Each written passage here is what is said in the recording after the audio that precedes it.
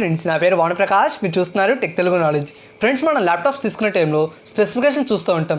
దానిలో స్టోరేజ్ వచ్చేసరికి 2 టైప్స్ ఉంటాయి. ఒకటి SSD అని, ఒకటి HDD అని. అసలు SSD అండ్ HDD అంటే ఏంటో ఇప్పుడు చూద్దాం. SSD అంటే సాలిడ్ స్టేట్ డ్రైవ్. ఈ SSD వచ్చేసరికి తక్కువ కెపాసిటీతో ఎక్కువ ప్రైసెస్ అయితే దొరుకుతుంది.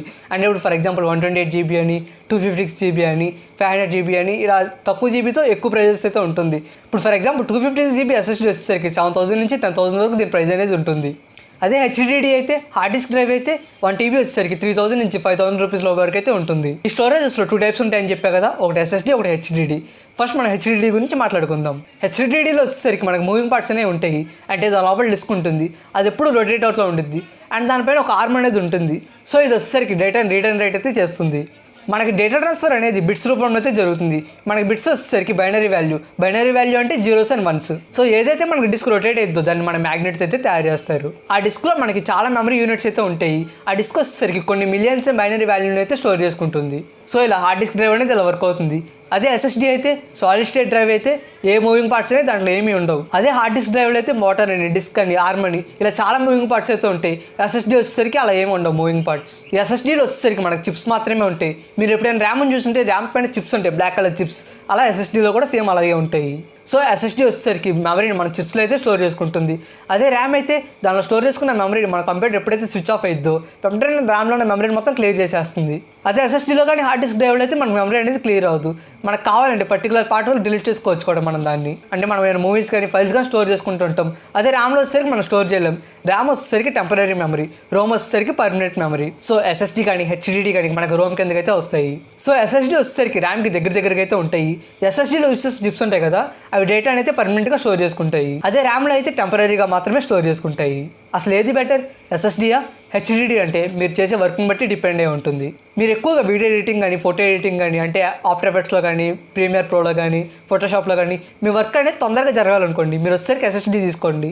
అలా కాకుండా మీరు వచ్చేసరికి హోమ్ పర్పస్ కానీ, చిన్న MS ఆఫీస్ కానీ ఇటువంటి యూజ్ చేస్తారనుకుంటే మీరు వచ్చేసరికి HDD తీసుకోండి. HDDలో కూడా మనం వీడియో ఎడిటింగ్ కానీ, ఫోటో ఎడిటింగ్ కానీ ఇటువంటి పెద్ద యాప్స్ యూజ్ చేయొచ్చు. కానీ మన వర్క్ అనేది స్లోగా జరుగుతుంది. మీకు ఫాస్ట్గా వర్క్ అనేది జరగాలంటే మీరు వచ్చేసరికి SSD తీసుకోండి.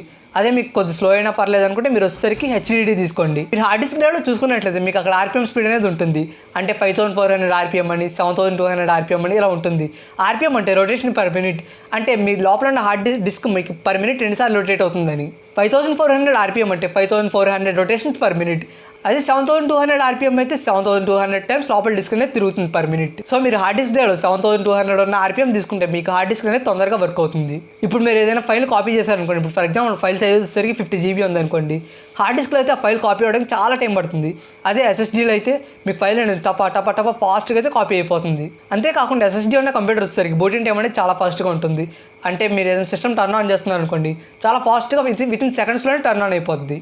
అదే హార్డ్ డిస్క్ డ్రైవ్ అయితే మీకు మాక్సిమం 1 minute పైన మీ సిస్టమ్ టర్న్ ఆన్ అవ్వడానికి టైం తీసుకుంటుంది. అండ్ హీటింగ్ ఇలా చూసుకున్నట్లయితే హార్డ్ డిస్క్ డ్రైవ్ వచ్చేసరికి మనకి లైట్గా హీట్ అనేది అవుతుంది. అండ్ దాని వైబ్రేషన్ కూడా వస్తూ ఉంటుంది ఆ లోపల డిస్క్ రొటేట్ అవుతున్న టైంలో. అండ్ దాని సౌండ్ కూడా వస్తుంది, రొటేషన్ సౌండ్. అదే SSDలో అయితే మీకు హీటింగ్ ప్రాబ్లం కానీ, రొటేషన్ సౌండ్ కానీ, వైబ్రేషన్ కానీ ఇటువంటి ఏమీ ఉండవు. సో SSD వచ్చేసరికి తొందరగా రీడ్ అండ్ రైట్ అయితే చేయగలదు. సో దానిలో మూవింగ్ పార్ట్స్ ఏ ఉండవు కాబట్టి రొటేషన్ సౌండ్ కానీ, వైబ్రేషన్ అయితే ఏమీ ఉండవు. పవర్ కన్జంప్షన్ చూసుకున్నట్లయితే SSD వచ్చేసరికి చాలా తక్కువ పవర్ అయితే కన్జ్యూమ్ చేసుకుంటుంది. అదే హార్డ్ డిస్క్ డ్రైవ్ అయితే పవర్ అనేది ఎక్కువ తీసుకుంటుంది. ఎందుకంటే దాని లోపల మోటార్ అని, డిస్క్ అని రొటేట్ అవుతూ ఉండేది కాబట్టి ఆ పవర్ అనేది తీసుకుంటూ ఉండిద్ది. అదే మీరు ఓన్లీ SSD ఉన్న ల్యాప్టాప్ చూసుకున్నట్లయితే మీకు బ్యాటరీ బ్యాకప్ అనేది చాలా ఎక్కువగా ఉంటుంది. అదే HDD ఉన్న ల్యాప్టాప్లో అయితే మీకు బ్యాటరీ బ్యాకప్ అనేది చాలా తక్కువగా ఉంటుంది. మనకు ఓన్లీ SSD 1 TB ప్రైస్ వచ్చేసరికి దగ్గర 20,000 రూపీస్ వరకు అయితే ఉంటుంది. అదే 1 TB హార్డ్ డిస్క్ అయితే 3 నుంచి 5,000 రూపీస్ వరకు మనకు మార్కెట్లో దొరుకుతుంది. మనీ కొద్దిగా ఎక్కువైనా పర్లేదు అనుకుంటే మీరు వచ్చేసరికి SSD ఉన్న ల్యాప్టాప్ అయితే తీసుకోండి. 256 GB SSD ఉన్నా పర్లేదు. మీరు ఎక్స్టర్నల్ కావాలంటే 1 TB హార్డ్ డిస్క్ తీసుకుని అయితే వాడుకోవచ్చు. కొన్ని ల్యాప్టాప్స్కి SSD ప్లస్ హార్డ్ డిస్క్ రెండు ఉంటాయి, అవి కూడా తీసుకోవచ్చు. నా ల్యాప్టాప్ వచ్చేసరికి అదే 256 GB SSD, 1 TB hard disk. నా ల్యాప్టాప్లో వచ్చేసరికి బూటింగ్ టైం అనేది చాలా ఫాస్ట్గా ఉంది. వితిన్ సెకండ్స్లోనే టర్న్ ఆన్ అవుతుంది, అలాగే వితిన్ సెకండ్స్లోనే టర్న్ ఆఫ్ అయిపోతుంది. ఈ వీడియో కానీ మీకు నచ్చితే లైక్ చేయండి, షేర్ చేయండి. అలాగే నా ఛానల్ సబ్స్క్రైబ్ చేసుకోవడం మాత్రం మర్చిపోకండి. ఇట్లా మీ వాణప్రకాష్ సైనింగ్ ఆఫ్. బై.